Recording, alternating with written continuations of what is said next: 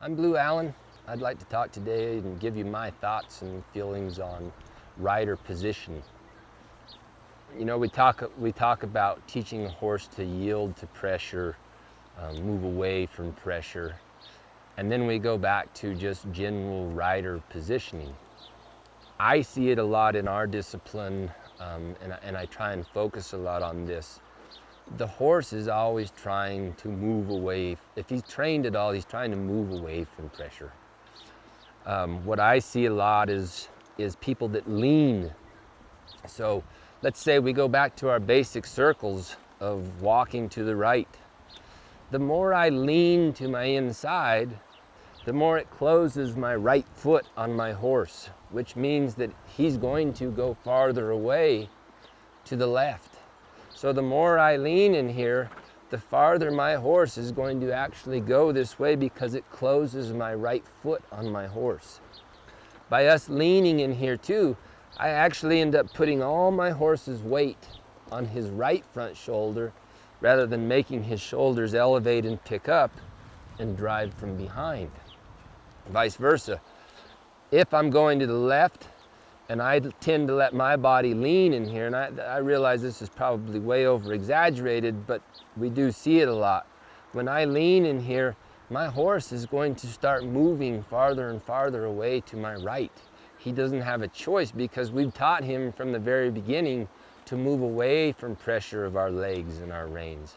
So the more I shut that door off, the more he's trying to make me happy by saying, I'm moving away from that pressure. I hope that's what you want. But what we forget and what we don't realize is that we are actually cueing them or asking them to move away. One place that I try to be a big stickler on is just hand position. And just a basic exercise that you can do just to feel the difference. This is very basic and very simple. If I open my hand and I lean right here, I want you to feel that all the weight of your horse goes on this right front shoulder, okay? If I lead them out there, so if I lead him out here to the left, he's going to fall down on his left front shoulder, okay? So I want to make sure that I can keep those shoulders up, picked up, and elevated, which means that when I pick this up, I'm not going to come across the middle of his neck. If my hand is ever past the middle of my horse's mane, I'm going to lose control of his shoulders. If I think about picking my hand straight up and using my feet, now I can pick his shoulders up and move him away from something. And we can make this as tight or as small as we want, to be able to say, well, here, pick your shoulders up and stay in here. But the instant that I start to do this, I lose the functionality of my horse.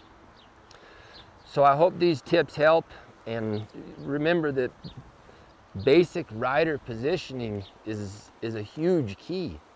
So if you feel like you're having problems, you know, it's always hard to look at the person in the mirror, but a lot of times it falls upon our shoulders.